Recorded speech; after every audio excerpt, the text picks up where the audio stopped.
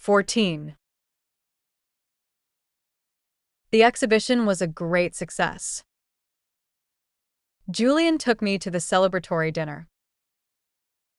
I had been on edge for so long, and now I could finally relax. But a sense of emptiness began to set in. A while back, Cynthia caused some drama by sending me a photo of Tanya leaving Vincent's house late at night. Even though I knew they would end up together eventually, seeing it still made my heart ache for some reason. Lost in thought, I ended up having a bit too much to drink. Julian came over to talk to me, but I was feeling dizzy, so I got up and went to the restroom. Upon my return, I noticed the people in the private room had changed. Not only had things changed, but Vincent, whom I hadn't seen in a while, was also there. He looked at me with indifference. Tipsy, my reactions were slow. Am I seeing things, or have I been gone too long? Why is there a different group of people in the room? As everyone stared in disbelief, Vincent approached me, steadied my unsteady steps, and sighed helplessly. You walked into the wrong room.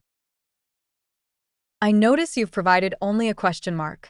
Could you please share the actual English text you'd like me to review and localize?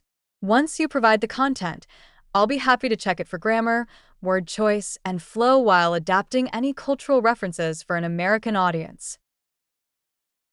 Vincent, who is this? Everyone looked at me uncertainly. She looks familiar. Isn't she Mr. Gideon's girlfriend? Weren't you all having dinner next door just now? Someone asked. Before I could even process the Mr. Gideon's girlfriend comment, Vincent's expression darkened, and his grip on my shoulder tightened painfully. Just as I gasped in surprise, he pulled me out of the room with a grim expression. Why did you drink so much? What's it to you? I broke free from his grip. At the end of the hallway, Julian suddenly appeared, walking briskly toward us.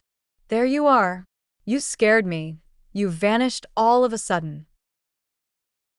As if noticing Vincent only then, he feigned surprise. What a coincidence, Vincent. You're here too. He reached out to pull me away from Vincent's hold. Thank you for your trouble, Vincent. I'll take her home. Vincent didn't let go, instead looking at me. Do you want to go with him? I nodded without looking at him. He gave a faint, bitter smile. Fine. Hearing this, Julian triumphantly helped me turn to leave. But as the alcohol took effect, I began to stumble, and he had no choice but to wrap his arm around my waist. However, just as his hand was about to reach me, Vincent returned, pulled me away, and hoisted me over his shoulder. No need to trouble yourself. I'll take her. I couldn't see Julian's reaction, but I guessed he was probably just as stunned as he had been at the cocktail party. Caught off guard and swept away, I suddenly felt nauseous. Put me down right now, or I'm going to be sick. But he didn't budge, as if he was deliberately trying to teach me a lesson. Then go ahead and be sick. I'd be happy to help you with that. Please provide the English text you'd like me to proofread and localize. He shook me until I felt dizzy.